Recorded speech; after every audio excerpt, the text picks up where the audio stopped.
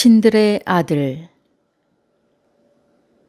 같은 사람의 혀라도 그 쓰임에 따라 어떤 경우에는 환희의 기쁨과 위안을 주고 또 어떤 경우에는 수치심과 화를 불러일으키기도 한다. 나는 베르길리우스의 꾸중을 들으며 그러한 사실을 다시 한번 확인하였다. 처음에는 찌르는 듯 날카로운 꾸중 때문에 어쩔 줄 모르고 부끄러워하였으나 베르길리우스가 다시 위로의 말을 해주자 금세 마음이 편안해졌다. 그것은 마치 아킬레우스가 그의 아비 펠레우스에게서 물려받았던 마력의 창과 같았는데 그 마력의 창에 찔려서 생긴 상처는 반드시 다시 그 창에 찔려야만 낫는다고 한다. 우리는 처참한 골짜기를 등지고 한마디 말도 없이 골짜기 안쪽 벽을 둘러싼 둑을 가로질러 언덕 위로 올라갔다.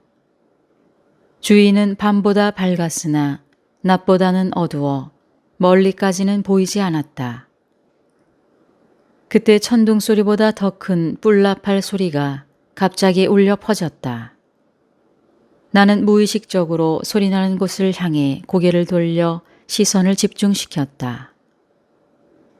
카롤링거 왕조의 프랑크 왕 샤를 마뉴가 사라센을 쳐서 서로마 제국 황제가 되었을 때 공격을 하던 그의 조카 오를란도가 십자군을 잃고 구원을 요청하기 위해 힘을 다해 불어댄 뿔나팔 소리도 이처럼 요란스럽지는 않았을 것이다.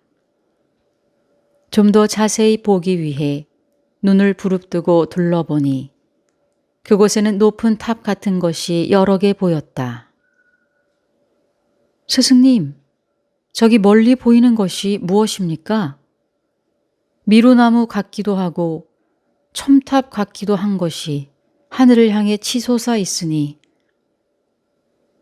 자네가 어둠 속에서 너무 먼 곳을 보려 했기 때문에 착시 현상을 일으킨 거라네.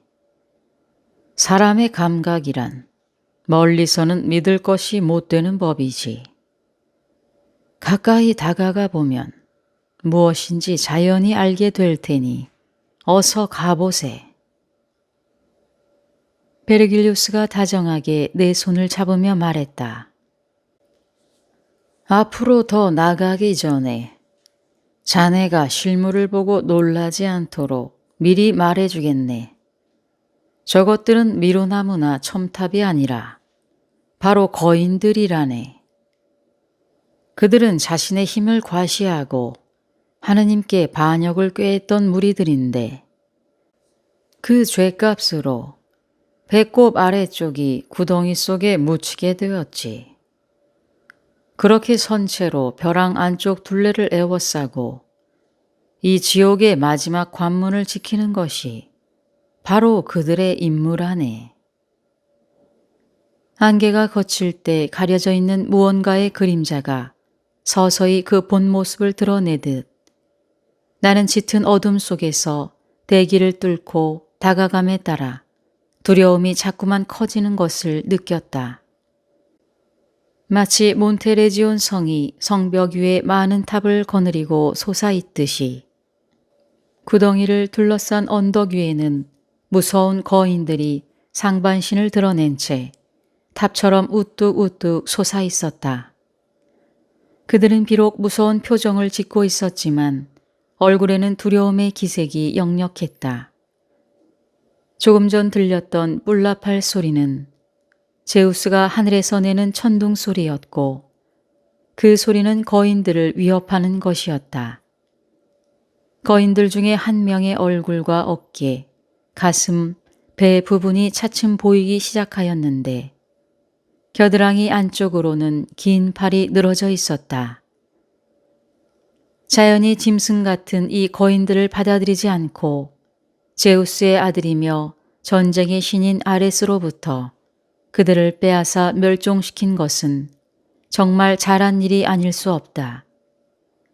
그러나 코끼리나 고래 같은 동물은 그대로 내버려 두더라도 자연에게는 고통스러울 것이 없으니 그 순리가 얼마나 올바르고 위대한 것인가. 어쨌든 그 거인들에게 악의와 폭력, 그리고 이성의 힘까지 합쳐졌더라면 사람의 힘으로는 도저히 막아낼 수 없었을 것이다. 거인의 얼굴이 얼마나 길고 거대한지 마치 로마 성 베드로 성당에 있는 솔방울처럼 보였다. 그 솔방울은 청동으로 만든 것으로 높이만 자그마치 4미터가 훨씬 넘는다.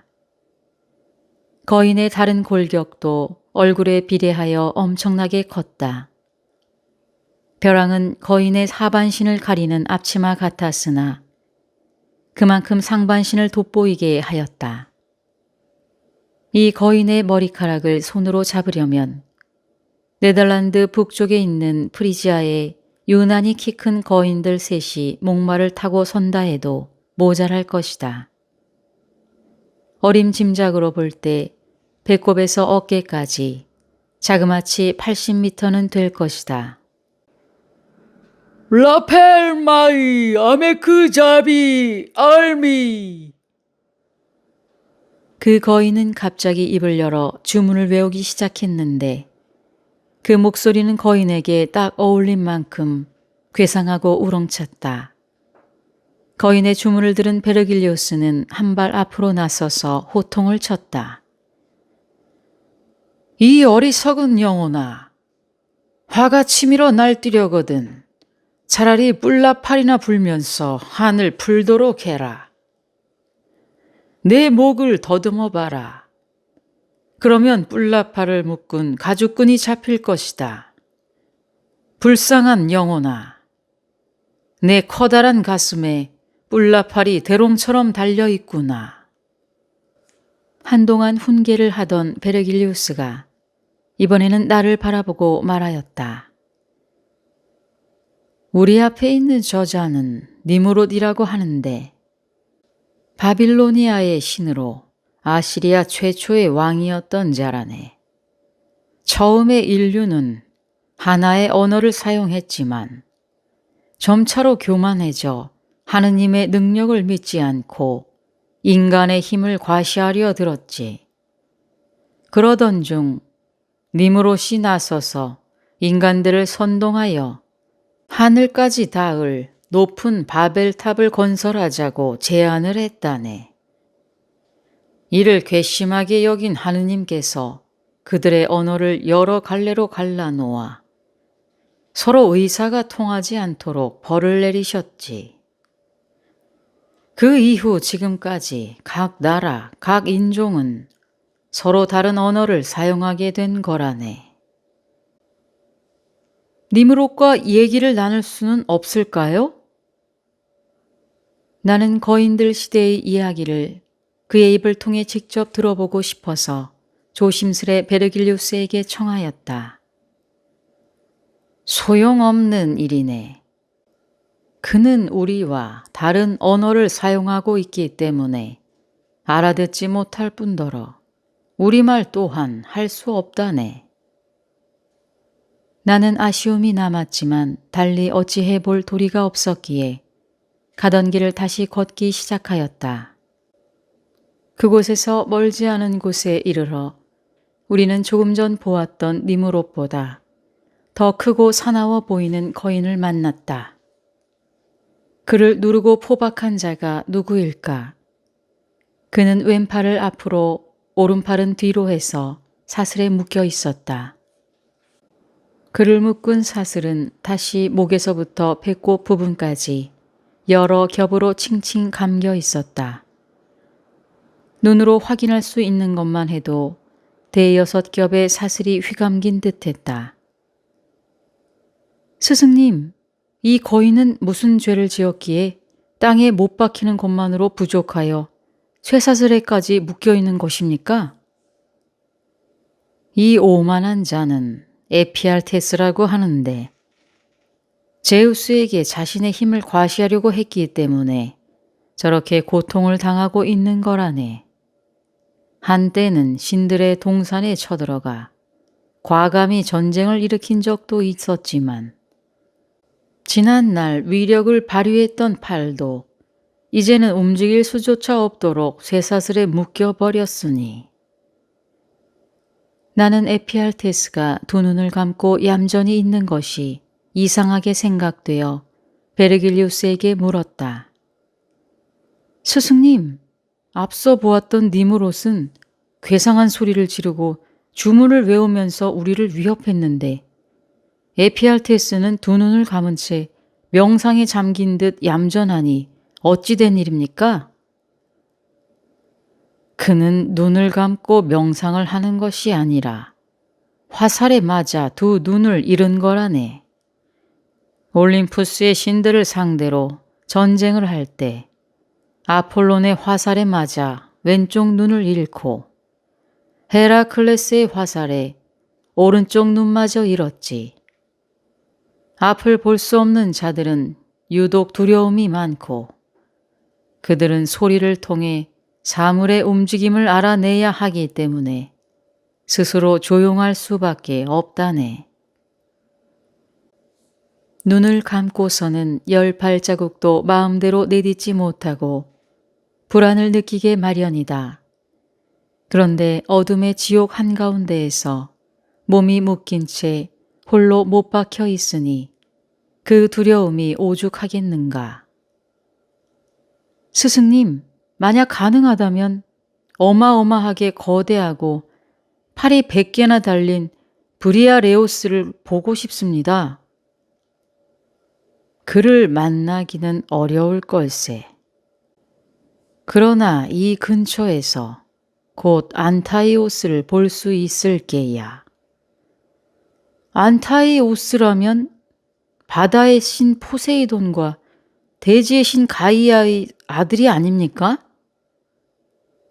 베르길리우스는 지그시 웃으며 고개를 끄덕였다. 안타이오스는 헤라클레스와의 결전 끝에 최후를 맞았다네.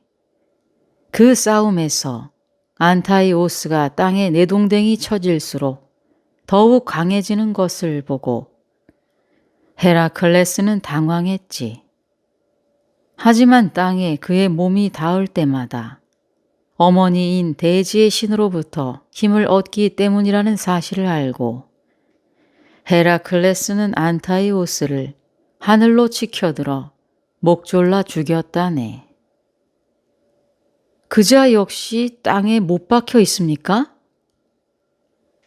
그렇기는 하지만 안타이오스는 제우스에게 대항한 적이 없기 때문에 말도 하고 몸도 비교적 자유로운 편이라네.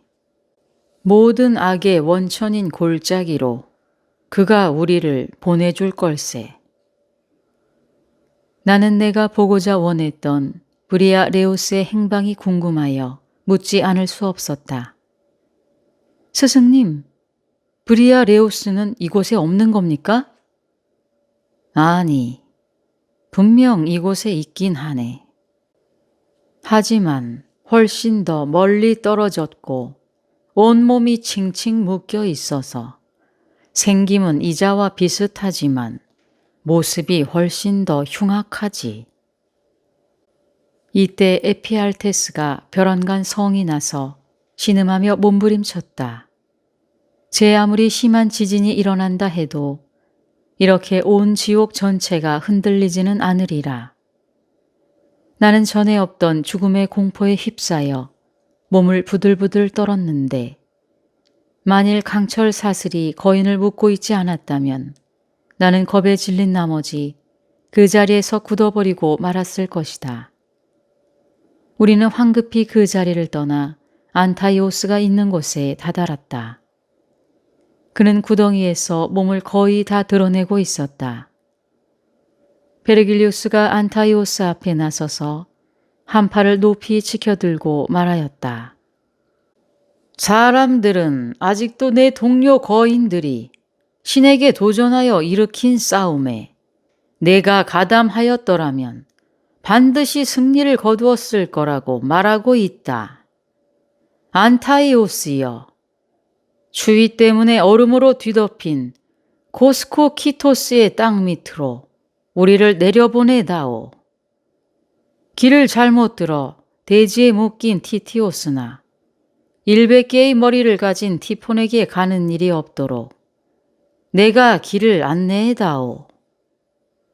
그러나 안타이오스는 인상을 잔뜩 찌푸린 채 나를 내려다보고 있었다. 그러자 베르길리우스가 나를 가리키며 말했다. 여기에 있는 이 사람이야말로 너희가 갈망하는 것처럼 너희의 명성을 지상에 전해줄 수 있는 유일한 사람이다.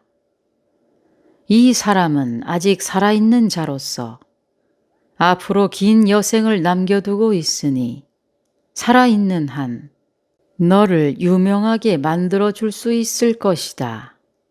그러니 기쁜 마음으로 허리를 굽혀 지옥의 맨 밑바닥으로 안내하라.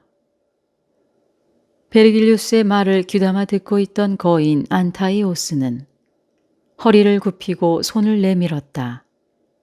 그리고 헤라클레스를 붙잡았던 억센 손으로 낚아채듯이 베르길리우스를 붙잡았다. 베르길리우스는 자신이 안전하게 안타이오스의 소나기 안에 있음을 확인한 후 나를 향해 소리쳤다. 단테, 어서 이리로 오게. 내가 자네를 안겠네. 이렇게 베르길리우스와 나는 하나가 되어 안타이오스에게 의지하였다. 카리센타 탑의 기울어진 쪽에서 하늘을 올려다보면 구름이 그 위를 지나갈 때마다 탑이 앞으로 거꾸러지는 듯한 느낌이 든다. 그런데 안타이오스가 우리를 향해 허리를 굽혔을 때 그때와 똑같은 기분이 들어 한순간 간담이 서늘하였다. 안타이오스의 소나기에 있을 때도 너무나 두려운 나머지 다른 길로 갔으면 싶을 정도였다. 혹 길을 잘못 들어 흉포한 마귀에게 쫓기는 한이 있더라도.